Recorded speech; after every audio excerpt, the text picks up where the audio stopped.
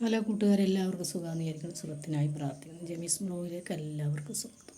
ഇന്ന് ഞാൻ ഒന്നും കൂടെ ഫാമിൽ പോയി കുറച്ചും കൂടെ ചെടിയൊക്കെ വാങ്ങിയിട്ട് വന്നിട്ടോ. ഇത് മുസമ്പി നാരങ്ങയാണ്. നിറയെ കായൊക്കെ ഉണ്ട്, കണ്ടോ? കായ്കൾ നിറച്ചുണ്ട്, എല്ലാ സ്ഥലത്തും ഉണ്ട്.